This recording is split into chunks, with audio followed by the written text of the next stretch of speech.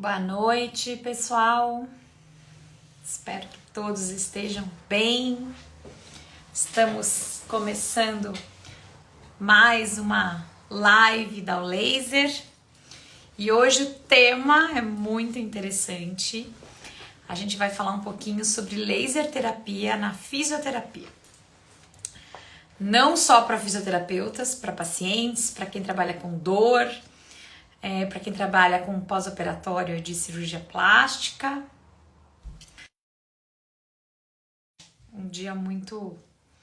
Uma noite muito interessante com dois convidados super especiais, nossos professores aqui na Laser, a Paula Postali e o professor Ricardo Guerra.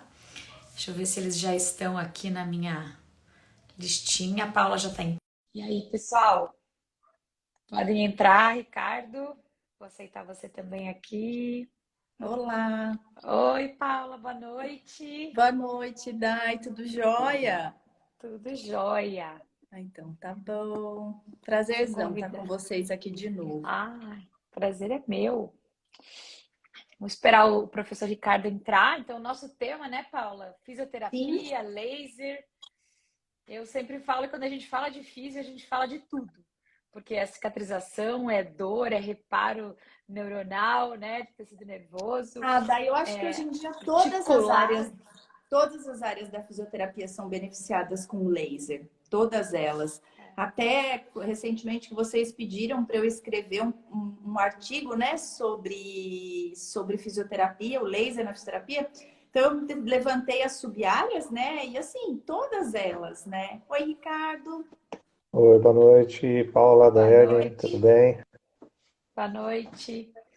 Nós já começamos aqui. Sabe como é que é duas mulheres, né? Uma live. Eu já estava vendo.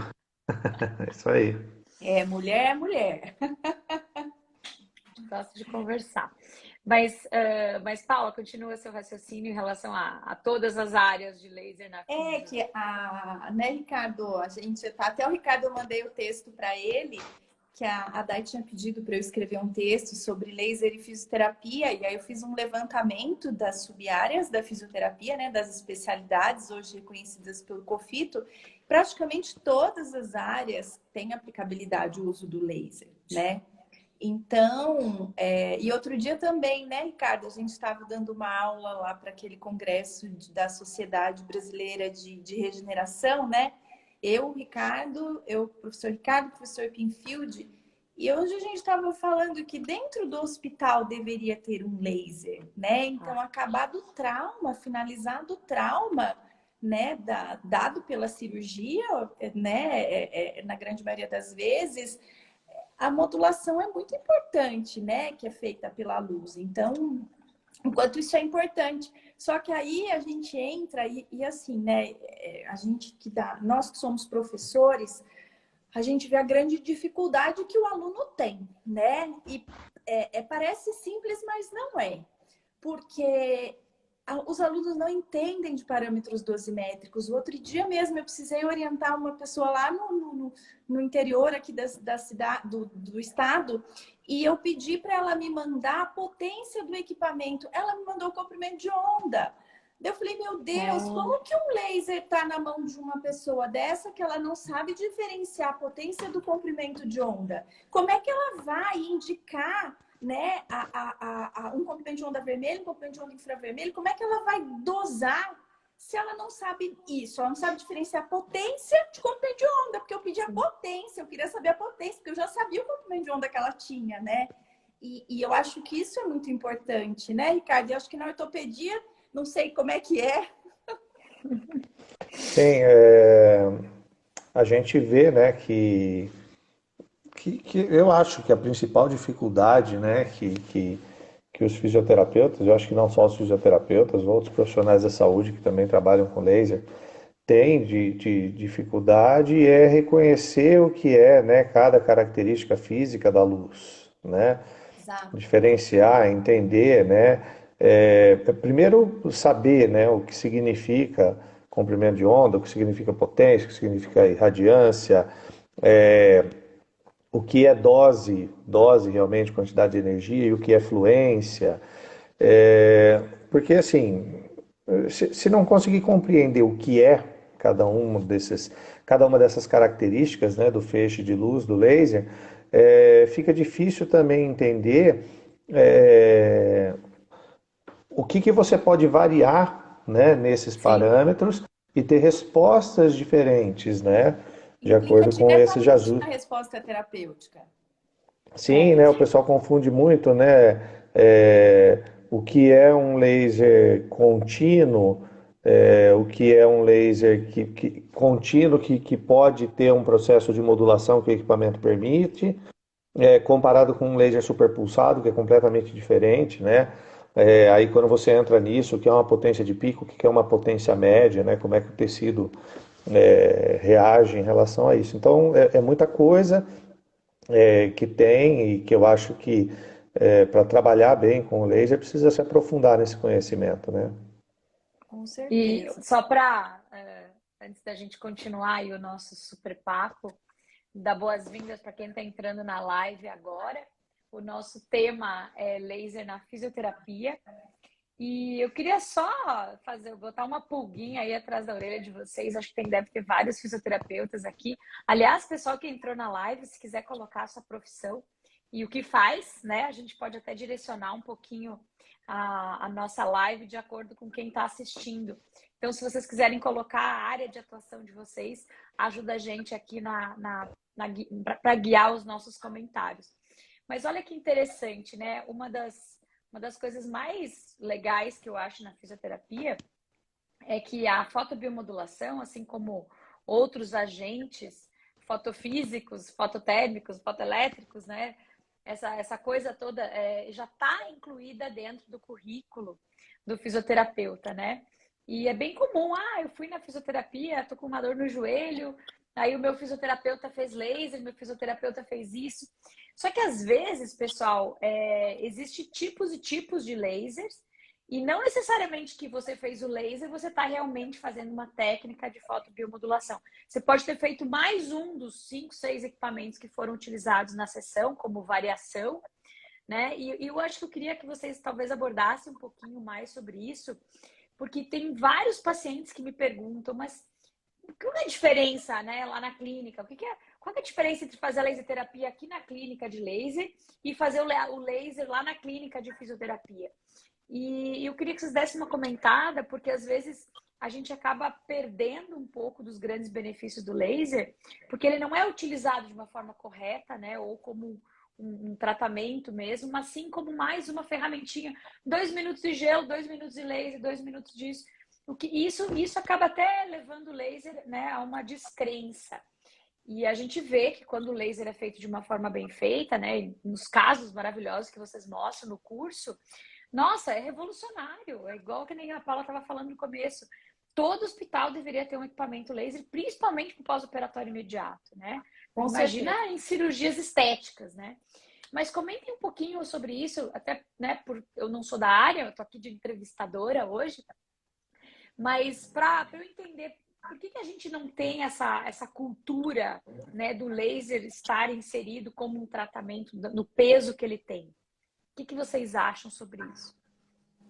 Quer falar você, Ricardo? Que o Ricardo é professorzão de agentes eletrofísicos, ele tem propriedade, muito mais do Ah, que eu para falar sobre isso, sobre esse aspecto. imagina, jamais. É, eu acho que assim, é, o laser eu acho que ele deve sim estar inserido dentro da sessão de fisioterapia, contanto que ele seja feito na sessão de fisioterapia como ele deve realmente ser feito, né? Você colocar, né, o laser como mais uma ferramenta, mas para fazer assim, um negócio rapidinho ali, fiz laser e tal, você não vai ter efetividade do recurso. Aliás, eu acho que isso dentro da fisioterapia deve ser com qualquer recurso, né? Então, se eu vou utilizar um recurso, eu tenho que utilizá-lo da maneira mais correta possível, né? Para eu ter efetividade. É, o que eu vejo, né, que acontece aí dentro das clínicas de fisioterapia, eu acho que são duas coisas importantes. Primeiro, Às vezes o fisioterapeuta não utiliza o laser como deve ser utilizado, por uma questão de tempo na sessão. Ah, minha sessão tem um tempo X, eu tenho que dividir isso em mais um monte de coisa que eu tenho que fazer, e aí você não tem efetividade. Então eu acho que assim, esse é um problema. E até, Daiane, a gente já discutiu em outros momentos, não lembro se foi live pelo Instagram ou se foi em reunião pós-curso, né, com os alunos que fizeram curso, que às vezes o pessoal pergunta para a gente, mas como é que eu cobro o uso do laser, né? Sim. E a gente já discutiu isso, que a fisioterapia tem um problema, né? A fisioterapia, ela cobra a sessão de fisioterapia X, independente do que vai ser feito, né? E eu acho que tem algumas coisas que a fisioterapia faz que deveria realmente ser precificada de maneira diferente para você poder realmente fazer. Então, olha, Sim. na minha sessão de fisioterapia com você, eu, sei lá, não preciso usar laser. Se eu não preciso usar laser, ela vai custar X. Olha, agora com o fulano aqui, nele eu vou fazer esse monte de coisa, mas eu vou ter que entrar com laser. Esse laser eu tenho um custo do equipamento, eu vou ter que usar mais tempo. Eu não vou tirar tempo de outras coisas que eu ia fazer para colocar o laser no lugar. Não, eu vou fazer tudo que já tinha que fazer e vou pôr mais o laser. Então a gente tem que, né, ser capaz de cobrar isso. E isso é uma crítica, né, que eu faço, porque a gente vê em várias profissões da área da saúde, né? Os dentistas são um grande exemplo disso. A pessoa, ela vai na consulta com o dentista. Quando o dentista vê tudo que tem para fazer, ele dá o preço do Sim. tratamento. Na De acordo com fisioterapia, não. A aquilo que ele está pessoa já vai, fazendo. a pessoa já vai na fisioterapia sabendo o preço da sessão. Sim. Independente de qual seja o problema, independente do que vai precisar no tratamento. Então, esse é um problema. E o segundo problema a gente já estava discutindo aqui no começo, né? Você tem muito fisioterapeuta que, para ter mais um recurso na clínica, compra um laser, mas ele não entende nada de laser, É. Não. né? Então ele tem Não um fez equipamento na curso. mão. E assim, até semana passada, né, eu recebi para fazer fisioterapia comigo um jogador de futebol. É um menino ainda, ele está tentando se manter no esporte profissional, tal, e ele começou com uma dor na região do quadril, né? E ele não estava em Campinas, ele estava numa outra cidade e ele correu atrás de um tratamento lá, foi para uma clínica de fisioterapia lá. Uhum. E aí agora ele foi para Campinas, né? Ele veio para Campinas e aí foi fazer um tratamento comigo e ele trouxe, né?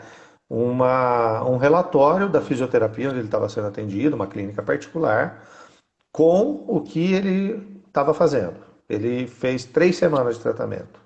Eu tinha lá TENS, que é uma corrente elétrica, MENS, que é outra corrente elétrica, ALCE, estava tudo isso no relatório. ALCE, que é outra corrente elétrica, estimulação russa, que é igualzinha a ALCE, laser vermelho, laser infravermelho, ondas de choque, Ah, Fê. acho que só. E aí eu olhei e falei assim, viu, mas você fazia tudo isso daqui numa sessão só? Ao Ele mesmo falou, tempo. não. Não, teve dia que fez uma coisa, teve dia que fez outra coisa. Ou seja, pegou tudo quanto é agente eletrofísico que existe na fisioterapia e cada dia fez um negocinho diferente. Sim. Aí perguntei para ele, falei, e aí, nessas 3 semanas, Melhorou? o que que mudou? Ele falou, até agora nada, continua igual. Mas por Eu não quê? sei se Porque não usou um monte de agride mais que recurso. trata, né? Não sei se não agride mais É, que trata. Acho que até o tecido fica meio doido. O que está acontecendo é. aqui, né? Agora Não sim, aí eu adianta. avaliei, ele estava com uma dor coxo-femoral, que é uma lesão profunda, e no meio daquele monte de coisa lá tinha um laser vermelho no meio daquilo lá. Né? Então, assim, qual, Né, qual é a como é que vai capacidade do chegar laser aí? vermelho chegar lá na coxa femoral para fazer alguma coisa lá, né? E aí, né, Ricardo, qual o fundamento? Então, qual é o raciocínio clínico que esse colega está tendo para lançar mão de todos esses agentes eletrofísicos sem o mínimo critério, né? Porque a gente sabe muitas vezes, por exemplo, o laser e o gelo, por exemplo, a crioterapia. Quem que a gente vai Sim, fazer primeiro? Porque se a gente, dependendo da ordem, a gente vai inviabilizar aí a ação do laser, né? Então, assim, exato. o fisioterapeuta ele tem que conhecer os recursos que ele tem em mão. A crioterapia é um recurso que a gente lança a mão. Então, qual é a fisiologia, né? Como que ela atua? E o laser, como ele atua? E a ondas de choque, como ela atua? E como que a gente pode agregar isso tudo num tratamento? Como que você vai fazer isso? Os colegas não sabem. E aí, gente, sabe o que é mais grave nisso tudo? Isso vai denegrir a nossa profissão, porque vai falar, olha, eu fiz fisioterapia 3 semanas naquela clínica, gastei uma fortuna, fiz de tudo e não melhorei nada. Eu vi até E ainda tem o laser ali que fala, mas eu fiz laser e não funcionou, né? O laser tá embutido. Apareceu aí nos comentários, né, do Alexandre Marcolino. O Lê é professor lá da Federal de Santa Catarina, né, trabalha bastante com agentes eletrofísicos. E o Alexandre escreveu aí exatamente a verdade, né? Usa tudo e não trata nada, né? Exato. É isso aí. E é isso mesmo, né? Pessoal, tem uma pergunta agora para vocês, então, para fechar com chave de ouro esse assunto. Então, vamos lá. Vamos imaginar que eu estou numa clínica, né? Uma clínica especializada, e eu tenho a opção de fazer a fisioterapia com laser e a fisioterapia sem o laser. E aí? Quais são os ganhos que o paciente tem? Porque a fisioterapia a gente sabe que funciona, que é necessária para a reabilitação. Não tem como tirar a fisioterapia, concorda comigo? O músculo eu preciso exercitar para voltar à função, né? Mas agora, se eu tiver a ferramenta do laser, o que vai mudar, né? O que muda com ou sem o laser? O que vocês têm para me dizer sobre isso? Se eu pudesse escolher como paciente, não, eu vou, né? Eu quero assim, eu quero assado. O que vocês acham? Me expliquem um pouquinho. O laser é uma ferramenta importante, né? Então, posso começar, Ricardo, falando aqui da minha área? Você podia até focar na cirurgia plástica, hein? Justamente. Então, vou agora para o meu segmento, depois eu passo a bola para o Ricardo para o segmento dele. Porque, gente, existem especificidades que, o Ricardo estuda muito a parte de traumatortopedia. E eu estudo muito a parte de reparo tecidual, de tecidos moles, enfim, de feridas e reabilitação em cirurgia plástica, mais de subcutâneo, né? Minha atuação é mais na área de dermatofuncional, mas que a gente hoje em dia linka ali, fica numa linha tênue entre a ortopedia, porque hoje em dia a gente lança a mão muito de exercício na reabilitação em cirurgia plástica, né?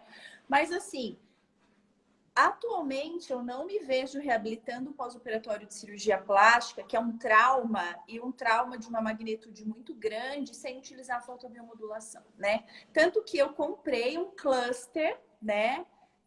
Porque eu irradio um retalho inteiro. Então, se eu tenho uma cirurgia de mama, eu irradio a mama inteira. Se eu tenho um abdômen, eu irradio o abdômen inteiro. Então, assim, a modulação da resposta inflamatória é muito importante, é significativa, né? E aí a gente tem ensaios clínicos mostrando muito bem isso. Então, assim, melhora da qualidade da cicatriz, né? Modulação da inflamação, então, com menos edema, menos dor. E isso é super importante, porque a dor é um fator impeditivo do movimento. Aí você restringe esse paciente para se movimentar, você aumenta uma estagnação desse líquido, desse exudato, que ele ainda vai ficar estagnado ali. Essa densificação pode favorecer depois a fibrose, né? Na verdade, a condição fibrótica. Então, assim, eu não consigo mais pensar numa reabilitação em cirurgia plástica sem a utilização da fotobiomodulação, né? E aí é aquilo, não só para tratar complicação, porque a gente pensa no laser, né? Isso é uma outra pergunta, mas você pode emendar. A pergunta seria só para evitar algum efeito ou só para quando dá algum problema na cirurgia plástica? Então, não, né? Porque a gente pensa só na complicação. Nós vamos tratar deiscências e necroses, mas não é só isso, né? A gente pode prevenir uma cicatrização hipertrófica, né?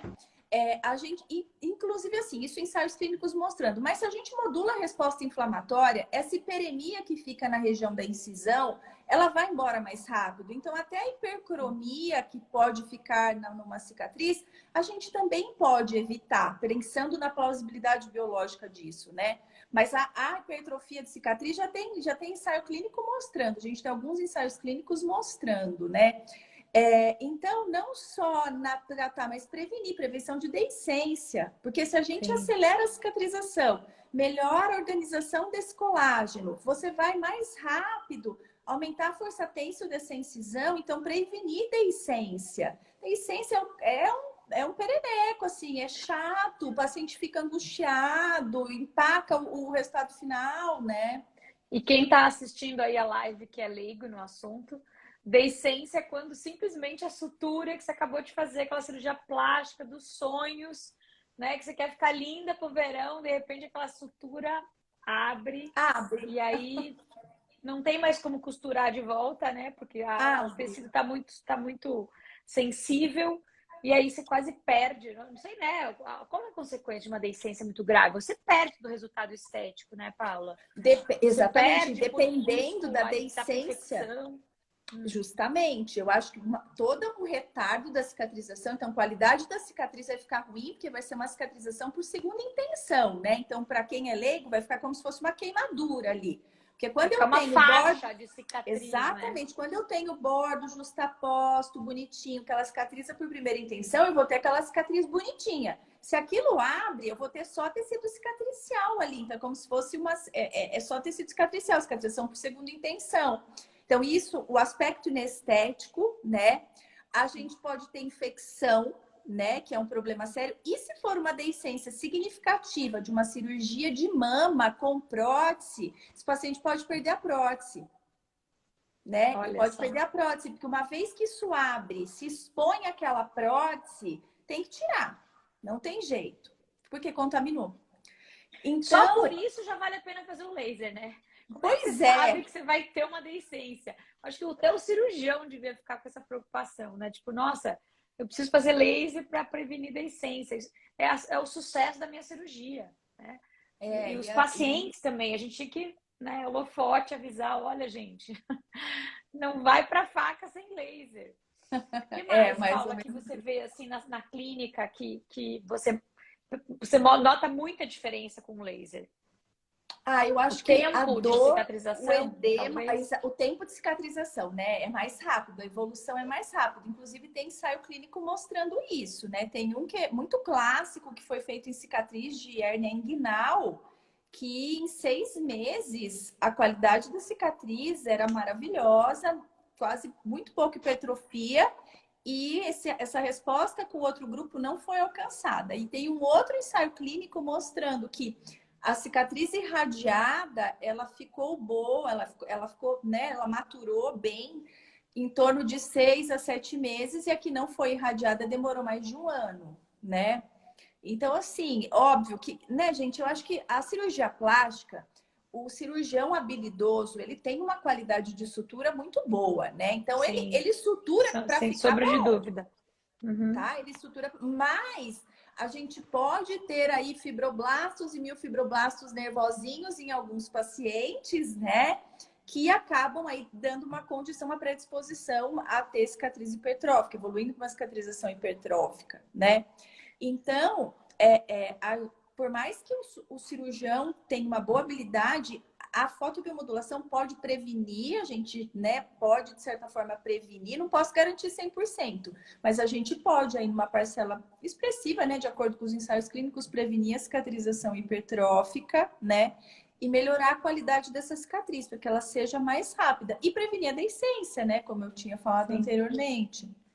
Até puxando um gancho nisso que você está falando, uma das coisas que a gente tem que pensar é assim, o cirurgião, ele tem uma limitação de ação, né? Ele tem que ser bom na técnica, no melhor material, na descontaminação. Então, alguns fatores estão na mão do cirurgião. Escolha do fio. Escolha do fio, né? Até a técnica da própria cirurgia, de acordo com o paciente. Isso aí é tudo habilidade do cirurgião. Só que a gente não pode esquecer os outros 50% que é o paciente. Sim, Se esse paciente está ansioso para a cirurgia, a cicatrização dele já vai ser diferente. Se esse sim. paciente tem histórico de queloide, se esse paciente tem ou até um fumante, ou uma alimentação está meio desnutrido, né? Eu acho que é difícil o paciente que vai fazer uma cirurgia plástica passar por uma alimentação alimentar do tipo, que Sim, nutrientes, como é que tem que estar o meu sistema sim. imunológico no dia da cirurgia, né? Então eu acho Não, que fazendo laser justamente. a gente dá mais chance para esse outro 50% colaborar para a resposta clínica, né? Ô, Dai, e aí a gente está falando só de cirurgia estética, mas na cirurgia plástica Sim, a gente tem cirurgia reparadora. E aí sim. nós não vamos ter paciente rígido muitas vezes. A gente Exato. A vai ter maioria pacientes não com é, né? exatamente, comorbidades importantes, né? Pacientes diabéticos, pacientes com idade avançada, Não, os com cardíacos, né? Se tem a cirurgia, cardíaco. se faz a cirurgia da safena, né? Eu posso ter decência e aí eu perco. Nossa, esse paciente pode até ter uma complicação gravíssima se tiver essa decência. Eu acho que Sim, tem vários hospitais no Brasil já usando a laser terapia para prevenção de deiscência após cirurgia cardíaca. Aliás, isso é uma tem. coisa assim, os melhores hospitais estão fazendo, né? A gente tem que avisar que, olha, a gente pode prevenir aí um monte de pepino maior fazendo a laser terapia e algumas, né, uma coisa muito rápida de aplicar, muito Sim, simples. Tem que aprender a fazer, né, para dar certo. mas Não ainda é um adianta só ter o laser. impeditivo. A gente precisa conseguir esse espaço, porque minha mãe operou há 2 anos, fez uma esternotomia e a equipe não deixou eu fazer laser na minha mãe. Eles ocluíram e eu pedi, eles não deixaram.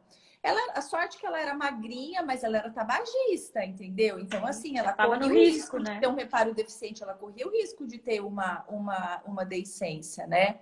Mas, assim, eu acho que nós estamos caminhando para isso. Então, eu acho que quando o cirurgião ele tem, né, falando aqui um pouquinho da cirurgia plástica, ele tem conhecimento e ele vivencia isso, ele acaba se rendendo aos benefícios. E eu acho que isso nós vamos conseguir mais espaço, conforme forem vindos os ensaios clínicos, e a gente vai apresentando isso para o cirurgião, a gente vai ganhando mais espaço, porque muitos deles têm medo. Eu não sei se eles associam a fotobiomodulação com laser de alta, e Às não quero vezes passar sim, eu já tive laser, esse feedback. Nossa, não, laser não, laser não, laser tem, agora tem que deixar para cicatrizar, agora é cicatrização. Não, calma aí, é laser de baixa intensidade, fotobiomodulação. é, Mas eu acho que o desconhecimento, muita gente pergunta, né? Por que os médicos não acreditam no laser? Não é que eles não acreditam, eles não eles não conhecem, conhecem. né? Então, depois que conhecem, inclusive os médicos são os que ficam mais alucinados, né? Eles ficam assim, nossa, isso aqui é fantástico. Mas, claro, eles têm que conhecer, têm que dar essa abertura, né? Às vezes a gente que apresenta, né, num caso clínico, ou quando a Vou gente recebe um médico no consultório. Sim, explicar, né? Quando a gente visita. Eu vou só contar um caso legal, depois eu vou deixar o Ricardo falar, né, Ricardo? Porque eu não parei de falar até agora.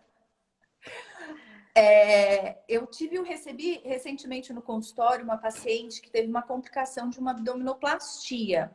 Ela fez uma necrose e a médica, ela desbridou e ela tentou fechar essa lesão 8 vezes. Ela levou esse paciente para o centro cirúrgico 8 vezes em 50 dias.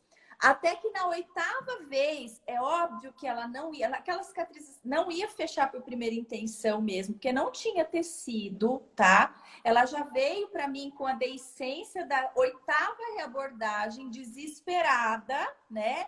E assim, Sim. uma lesão que demorou aí, acho que foi em torno de 25 a 30 dias para fechar. Então a cirurgia falou: poxa vida, né? Se a paciente tivesse vindo no início, olha o quanto a gente teria prevenido. 8 reabordagens. Porque, assim, Com certeza. dependendo da lesão, não adianta o cirurgião querer puxar aquele retalho. Aqueles bordos não vão ficar justapostos, eles não aguentam. Ele vai ceder, ele vai fazer deiscência. E aí não dá, tem que se render a cicatrização por segunda intenção. E o laser vai favorecer muito. Então, irradia, cicatriza. A qualidade da cicatriz não é tão ruim assim, né? E depois, deixa passar um tempo e corrige, né? Mas 8 reabordagens. E aí, quase 2 meses de pós-operatório, né? Sem sem conseguir fechar a lesão. E aí ela veio, a gente fechou. Em menos de 30 dias a lesão estava fechada. Muito bom. Mas é isso, Ricardo, agora você pode falar. Ricardo, então vou te repetir a pergunta aqui, Ricardo. O que muda, né, na sua área em música esquelética? O que muda fazer uma fisioterapia com laser e uma fisioterapia sem laser? Tá. Bom, dentro das lesões musculoesqueléticas, né? Na verdade, o uso do laser dentro da fisioterapia, não só na musculoesquelética, mas aí depois eu vou puxar, né, para as lesões musculoesqueléticas, a gente vê, assim, três objetivos importantes do uso do laser, né? Modulação de processo inflamatório, estimulação de reparo tecidual, tá certo que a estimulação do reparo está dentro da modulação, né, do processo inflamatório, mas eu divido mais pelo seguinte, né, você reativar um processo de reparo de uma lesão crônica, né, então quando a gente vai para a área de músculo esquelético, essa é a característica principal das tendinopatias, né, e também efeito analgésico, de puramente analgesia, né? Para as lesões que não existe um prognóstico de reparo do tecido, mas que você consegue controlar a dor. Acho que dentro da área de músculo esquelético, o principal exemplo que a gente pode dar disso é a osteoartrite, né?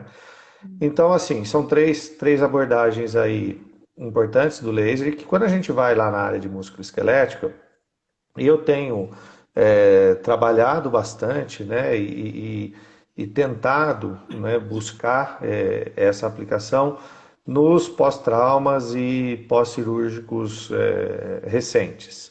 Porque a gente vê que a aplicação do laser, eu acho que aí, né, faz bastante diferença, usar o laser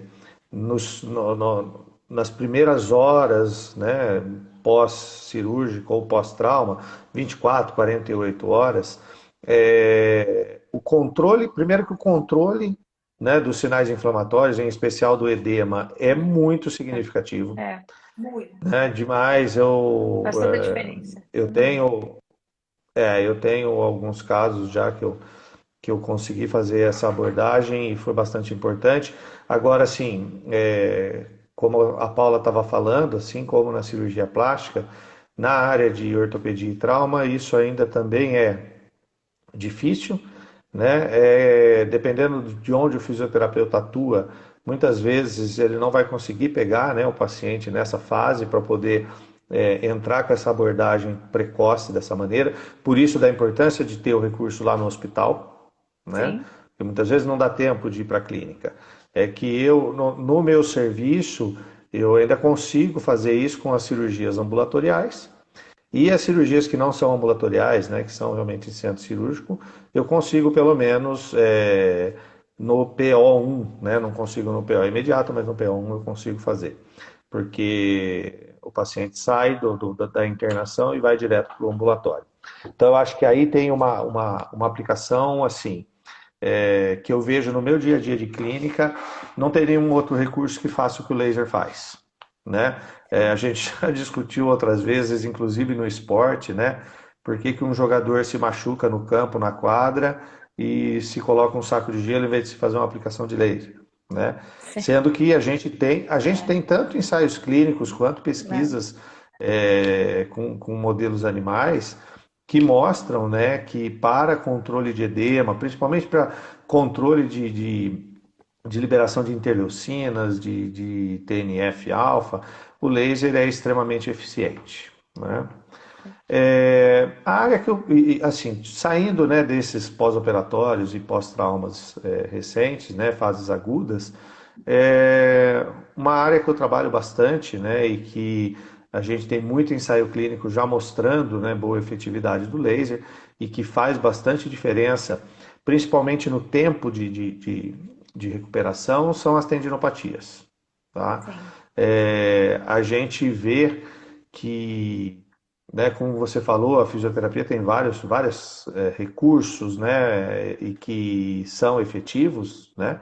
Na área de fisioterapia musculoesquelética, a gente sabe que o exercício tem um papel fundamental nas tendinopatias, por exemplo, né? Sim, sim. É, mas a gente sabe que o tratamento com o laser acelera demais o tempo, né? Principalmente para o controle da dor.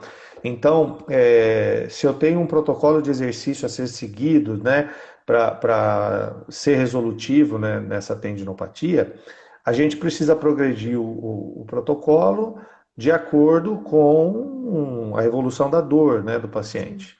Então a gente vê que quando a gente entra com o laser, a gente consegue evoluir o protocolo de exercício mais rápido, né? sim. Então o laser favorece para que a gente consiga acelerar e de repente um tratamento que deveria levar, sei lá, 12 semanas, você consegue fazer em 8, Na né? dose Você certa, né, consegue ter. professor? Sim, sempre, né? Ajustes corretos de parâmetro é fundamental, né?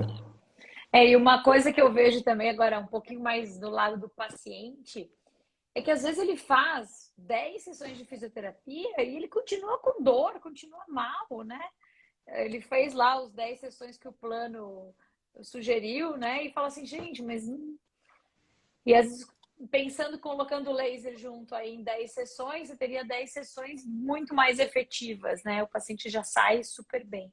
E tem aquele paciente também que não evolui, né? Que fica a vida inteira fazendo fisioterapia e parece que não sai do mesmo lugar, né? E daí eu acho que essa terceira, na verdade, segundo item que você falou, né, professor Ricardo, é sobre reativar um processo crônico, né? E daí entra agora um pouquinho mais o mecanismo de ação, remoção dos radicais livres, né? Para justamente a ferida, a lesão evoluir, né? Então eu tenho uma lesão lá que o corpo colocou num estado stand-by. Aquilo naquele estado ele não regenera, né? Só dói quando força. Então aquele paciente fica inviabilizado de andar, de correr, de fazer esse exercício. De repente você coloca energia, o corpo, né, dá aquela agudizada que a gente percebe às vezes na clínica, por isso que não pode errar a dose, né, para não agudizar demais. Senão o paciente vai xingar à noite. Importante saber o que é isso, né, gente? Ó, vem para o curso, tem que aprender bastante sobre laser. Mas voltando, então a gente consegue mexer naquele crônico para realmente responder. E aí aquele paciente vai conseguir voltar a fazer o seu esporte, vai conseguir voltar à sua vida normal, sem estar com aquele empecilho que, olha, fica bom, mas aí quando eu jogo, dói. Fica bom, aí quando eu faço isso, dói. Então o paciente... E aí, gente, cai naquilo que eu falo assim, fazer atividade física é saúde, né? Então, você tem algum empecilho, principalmente no esporte que você gosta de fazer, isso desanima a pessoa de fazer exercício físico, né? Daí vem a obesidade, aí vem outros problemas, aí problemas vasculares, e aí vem diabetes, aí a gente cai no buraco que os antepassados caíram, né? Porque as doenças crônicas, cada um tem algum lugar que vai cair se não se cuidar, né? Então, eu acho que isso também é uma outra coisa, né? A gente ter essa possibilidade de se manter bem saudável para se manter no esporte, isso também é fantástico. Então, eu acho que se a gente olhar no macro, né, a função da fisioterapia com laser, não diria nem que é regenerar, mas manter o paciente na atividade física, né? E se tiver algum problema, algum trauma, alguma lesão, ser possível de voltar ao normal, né? Porque olha quantos pacientes que depois de um trauma, a vida inteira ficam fadados a não conseguir mais fazer aquele esporte, fadados a ter dores naquele local o resto da vida. E com o laser a gente percebe que as pessoas conseguem, os pacientes conseguem voltar às suas atividades, né? A A qualidade gente, do reparo é melhor, né? a gente tem, né, nas lesões musculoesqueléticas, eu gosto muito de falar de tendão, porque é a área que eu estudo e eu trabalho bastante com tendão. A gente vê que a gente tem aí uma parcela da população que ela evolui bem só com o exercício. Isso existe, né? Claro, Óbvio. os jovens. O indivíduo jovem, o indivíduo saudável, e tal. Mas várias pessoas, né, apresentam junto com a tendinopatia, aliás, às vezes isso é fator de desenvolvimento da tendinopatia, algumas comorbidades que faz com que ela não evolua tão bem com o exercício, ou que evolua até um certo ponto, mas não consegue ficar, né, num nível satisfatório, não falo nem 100%, mas num nível satisfatório que ela possa voltar às atividades. Então, às vezes, você pega um indivíduo é, mais idoso, obeso, diabético, tabagista, né? Quando você vai juntando todas essas coisas, a gente já olha para aquela condição geral, você fala, meu, isso aqui vai ser duro de evoluir. E se você está num serviço que tem um laser e que tem um profissional que saiba, né, realmente manejar esse laser, você aumenta as chances de você ter um resultado satisfatório com o tratamento, né? Então eu acho que tem pacientes que é como você falou, né, Daiane, que enroscam lá na fisioterapia, não melhora, não melhora, porque às vezes tem, né, toda essa condição metabólica sistêmica que dificulta e que o laser pode ser uma ferramenta aí bem valiosa para estimular, né, essa melhora. Lembrando que a gente está falando de energia, né? Vamos colocar energia externa, Sim. independente da alimentação, da nutrição, do estado imunológico do paciente, diretamente na lesão. Acho que esse também é o grande pulo do gato do laser, né? Eu estou colocando energia nas células que estão lesionadas localmente. E aí, acho que tem uma pergunta aqui no chat sobre o vermelho e o infra. Geralmente, o queridinho da fisioterapia é o infravermelho, né? Para lesões profundas. Não que o Nas vermelho lesões, não tenha um papel, mas geralmente é o infravermelho, certo? nas lesões musculoesqueléticas predomina mesmo o infravermelho, né? O que a gente tem aí de já publicado, né, de evidência nessa área, basicamente é o infravermelho. E para as feridas, vermelho, né? Sim. O Sim. vermelho e o infra no Ao redor. complemento, né? Sim, com certeza, né? No leito da ferida, né? E para quem começa agora a trabalhar com a laser terapia, a gente tem várias opções de equipamento, né? Tem as ponteiras, tem os clusters, tem os equipamentos pulsados, que tem uma possibilidade de penetração maior no tecido, que entrega um pouquinho mais, né, focado ali o pulso energético, então tem uma profundidade maior. Então, tem várias opções de utilização da luz, né? E agora também está entrando os LEDs, uma força grande, né? Os super LEDs, que acabam até tendo uma penetração legal, se forem infravermelhos, né? Se tiver um número de potência suficiente.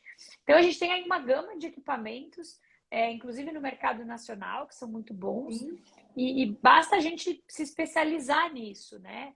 E aí, não só na profissão, não sei vocês dois, mas eu aqui em casa já falei isso em outras lives.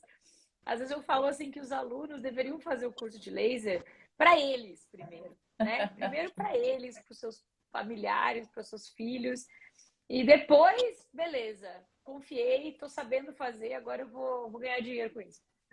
A minha caneta de laser fica na bolsa, né? Porque eu tenho 3 equipamentos, né? Eu tenho um Ijalux, agora um cluster, tenho a canetinha e tenho um outro que eu até preciso vender, porque eu não tenho utilizado, mas a caneta fica lá dentro. E recentemente, meu cachorro é bravo, tem um Shih Tzu bravo, mas bravo. Outro dia ele mordeu minha mão à noite. E ele morde, ele abocanha mesmo. O Shih Tzu bravo, Paula? O bravo, ele mordeu meu nariz. Derretida. Imagina, eu levei 18 pontos no nariz quando ele era pequenininho. Agora ele tá velhinho, o dentinho dele é mais rombo, não chega a cortar, mas dói, ele é forte. E aí ele me mordeu à noite, mão direita. Dia seguinte eu ia trabalhar, agenda lotada. Aí eu já saquei o meu super laser da bolsa que tava aqui, já fiz. Mas assim, a dor diminui na hora, pouco inchaço no dia seguinte, trabalhei numa boa, né? Numa boa. E ele também, né? Ele foi operar, semana passada ele precisou tirar um lipoma e ele é renal crônico. Ah, meu Deus. O veterinário falou, Paula, não vou dar anti-inflamatório. Eu falei, não precisa dar não. E aí, ó, só laser no cachorro. Só que eu ponho focinheira, porque senão ele morde meu laser. Não, e quem não tem, né, uma dor de esporte, pós-esporte, vai voltar a correr, dói a coxa, dói, né? Ai, dói o músculo, dói várias coisas. E às vezes se a gente não fizer logo o laser, a coisa vai piorando, né?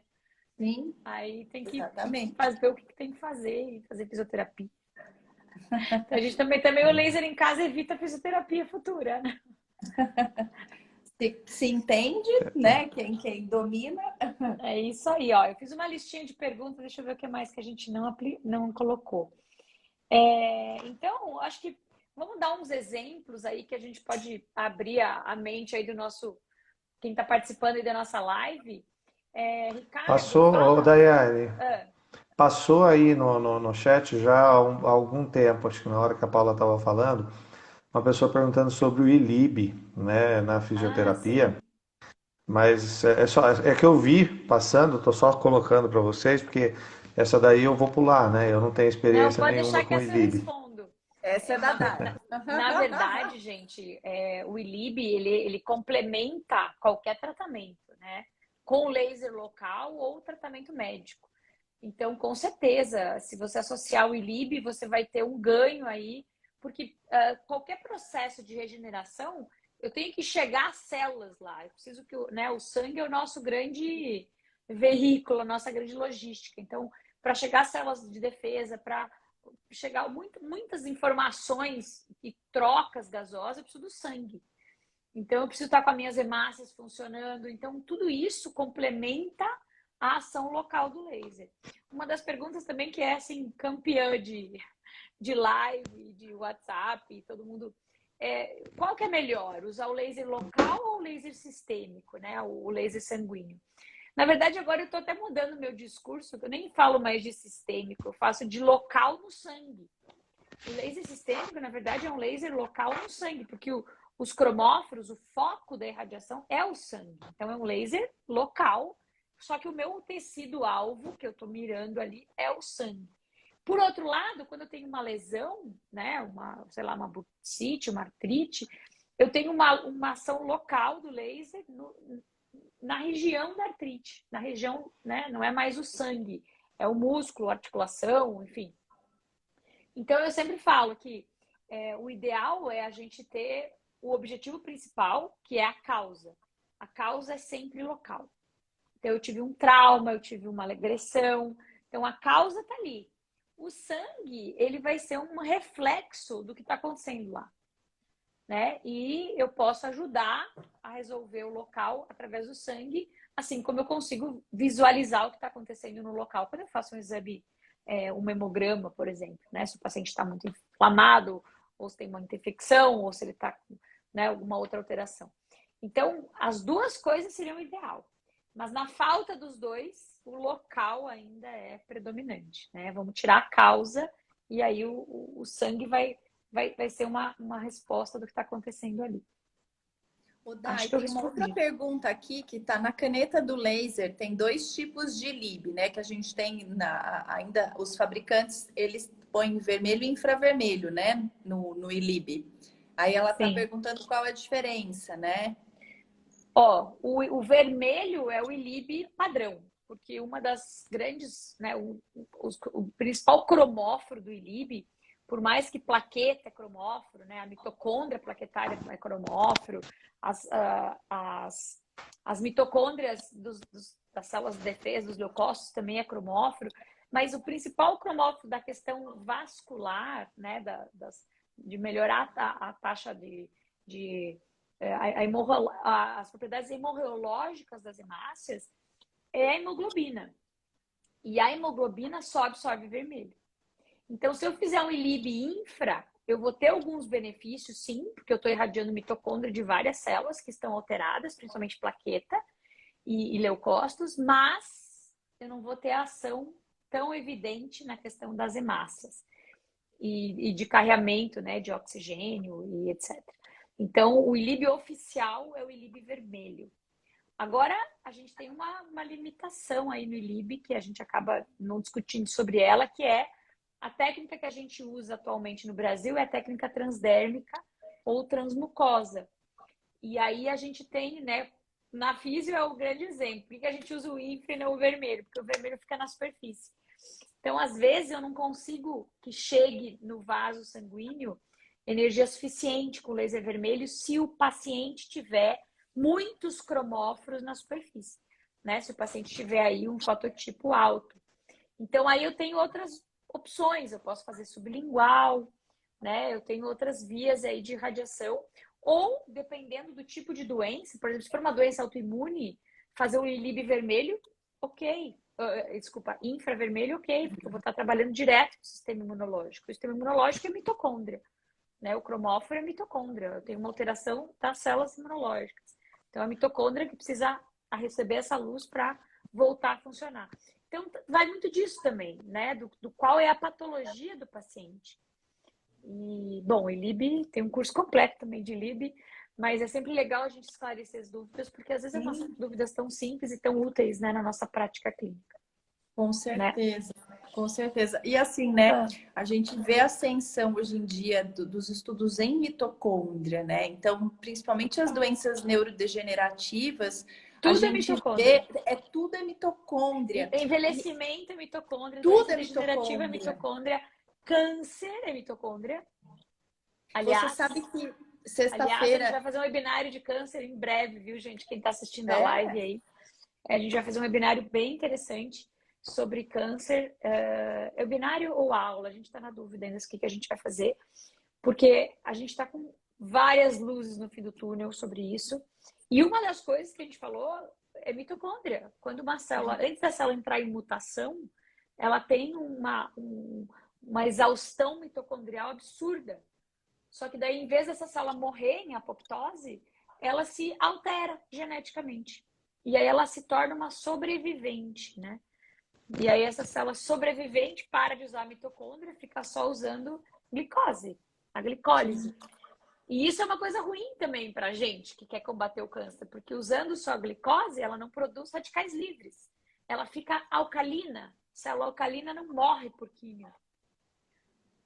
Né? Então Dai, tem você aí sabe toda uma que discussão sobre isso muito interessante. essa semana, sexta-feira, eu tive o prazer aí de assistir um seminário que é de um grupo de reparo tecidual lá do Sul, professor Paulo Silveira, de uma universidade lá do extremo sul de Santa Catarina. Ele é um super pesquisador e eles estavam falando sobre alteração mitocondrial em diabetes, no processo de fusão e fissão da mitocôndria. E aí tem um estudo do Hamblin com o Parisotto falando sobre fusão e fissão da mitocôndria e assim o quanto isso implica na sobrevivência celular, né? E o quanto toda essa alteração dessas duas condições de fusão e fissão pode levar à morte celular ou aumentar muito a espécie reativa de oxigênio, gerar um estresse oxidativo imenso e aí morte celular e toda uma alteração. E isso, na verdade, eles estavam falando para diabetes, né? E aí tem ele até mostrou, até a aluna que apresentou, foi a Rúbia, uma aula muito legal, e aí ela mostrou até um artigo falando sobre isso do Hamblin e do Parisotto. Então, e agora em novembro de 2019, né, recentemente, eles acharam mitocôndrias livres no sangue, inclusive ativas. Né? Então, essa irradiação que a gente faz no sangue, às vezes tem outros mecanismos de ação muito mais... que a gente nem sabe, né? A gente nem sabe, muito mais significativos para nossa resposta. Agora, tudo que eu estou estudando recentemente, todas as doenças, isso faz parte da célula. Quando a célula inflama, quando tem alguma agressão, a primeira sinalização é mitocondrial. Então, por exemplo, as plaquetas que perdem o núcleo, né? Agora falando um pouco mais do sangue.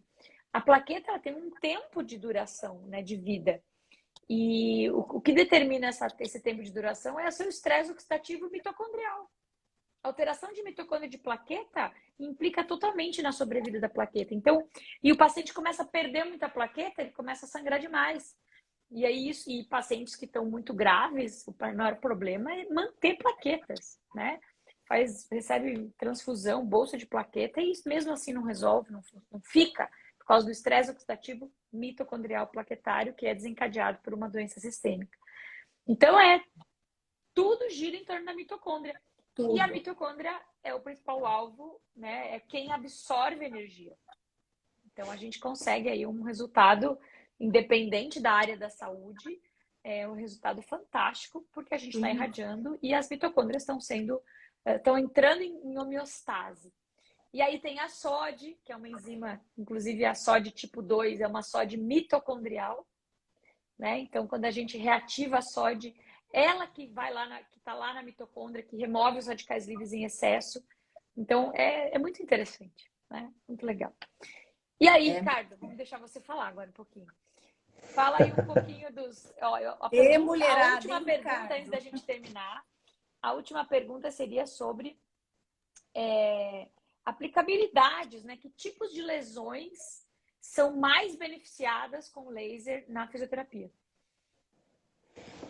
Dentro da fisioterapia musculoesquelética, a gente tem muita aplicabilidade do laser nas doenças degenerativas articulares, né? E quando eu falo degenerativo, não somente osteoartrite, mas as lesões articulares, muitas vezes reumáticas, né? Que apesar de ter característica inflamatória, autoimune, ela leva a um processo degenerativo. Por exemplo, uma artrite reumatoide, né? Sim. A própria osteoartrite, né? Que são doenças que, assim, geram um processo degenerativo. Esse processo degenerativo articular, ele sempre gera um quadro de inibição muscular artrogênica, né? Quando a gente fala de inibição muscular artrogênica, muita gente lembra só do pós-operatório de joelho, né? Quando fala, inibição muscular artrogênica, sei, quando faz reconstrução de cruzado anterior do joelho. Esse é um grande exemplo, porque nesses quadros a inibição muscular artrogênica é muito pesada.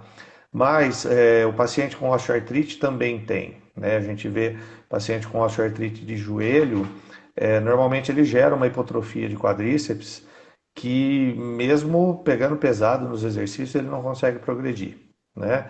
E existem trabalhos, né, mostrando que o laser é capaz de reduzir, né, essa sinalização nociceptiva, né, um efeito analgésico do laser, você diminuindo essa sinalização nociceptiva vinda da articulação, o paciente consegue evoluir melhor no ganho de massa muscular, na recuperação muscular e aí com isso numa melhora da função.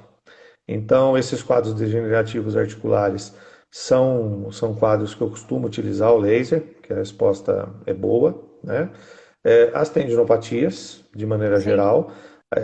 Os ensaios clínicos mostram, né? Na verdade, sim, existe uma tendinopatia que até agora a gente não conseguiu ver efetividade com o laser. Assim, efetividade grande, né? Importante, assim, com um nível de evidência alta, que é a tendinopatia patelar. Mas engraçado que a tendinopatia patelar, a gente tem dificuldade nela com tudo. Você vai procurar artigos sobre ondas de choque. Ondas de choque melhora a epicondilite, melhora a tendinopatia de Aquiles, melhora a tendinopatia do ombro, não melhora a tendinopatia patelar.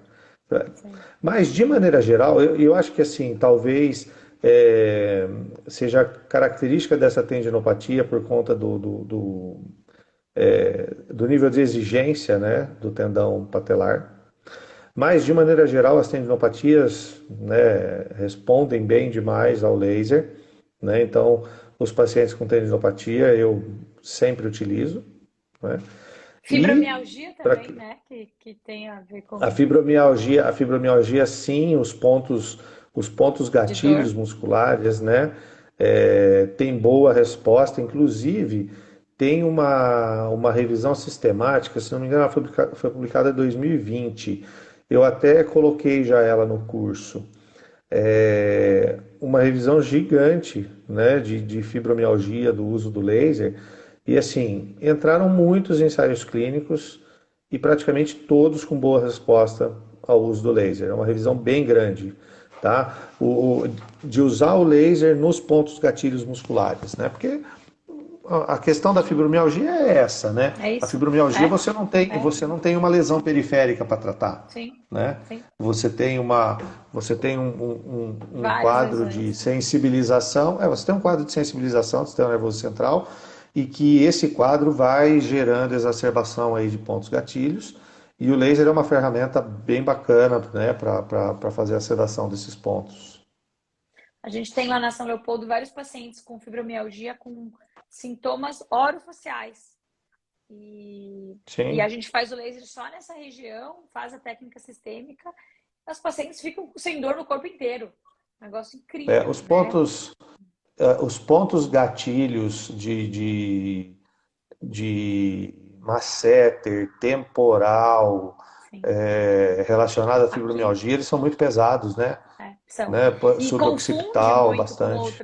com outras coisas, né? O diagnóstico, às vezes, até você chegar na fibromialgia, né? Mas bem legal. E hérnia?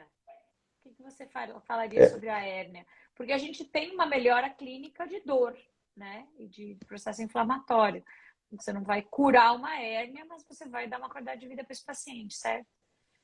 Sim, você diz hérnia de disco, Hérnia de disco. lombar.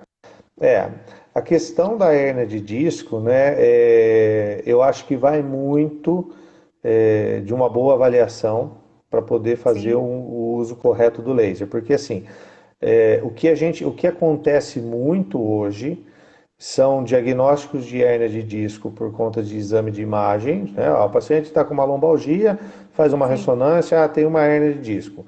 Mas quando você vai ver as características da dor dele e a localização da hérnia, você olha e fala, meu, essa hérnia tá aí, foi um achado, não tem nada a ver com essa lombalgia. Tem nada a ver com a dor.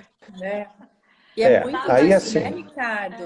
aí a gente sabe o seguinte, a lombalgia crônica e inespecífica, ela também pode ser tratada com o laser, né?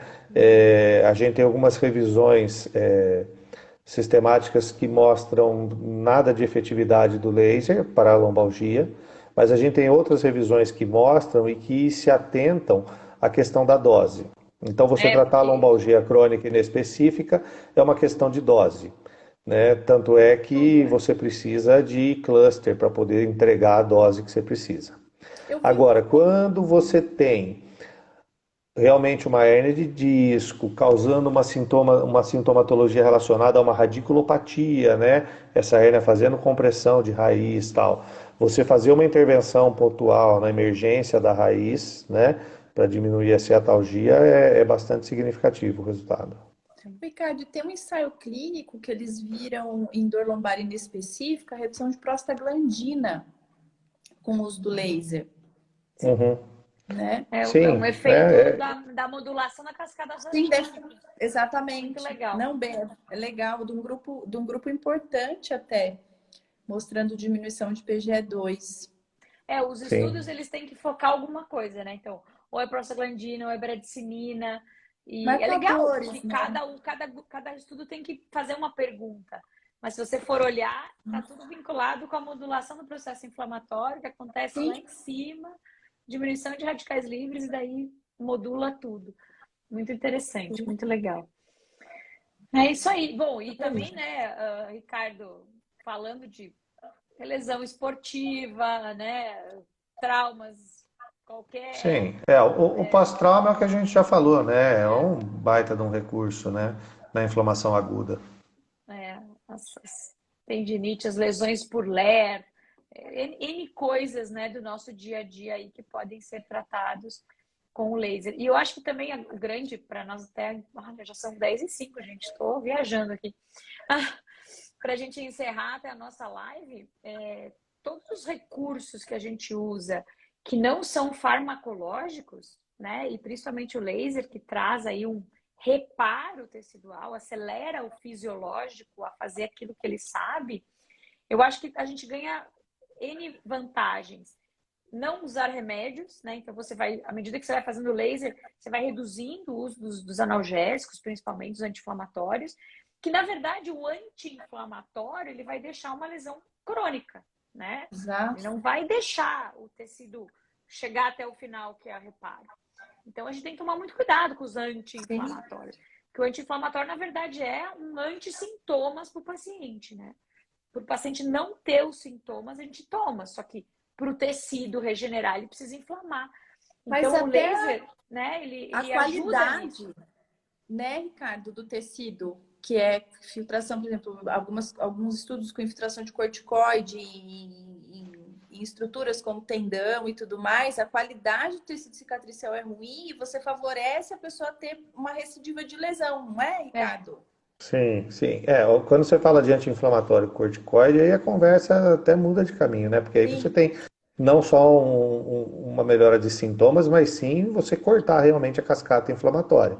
Então, se você pega o tendão, por exemplo, que já é um tecido de difícil reparo, né? Existem até trabalhos que sugerem que o tendão, nas tendinopatias, você não precisa se preocupar com o reparo de uma área de lesão, e sim de você melhorar a qualidade do tecido que sobrou em volta da lesão, certo?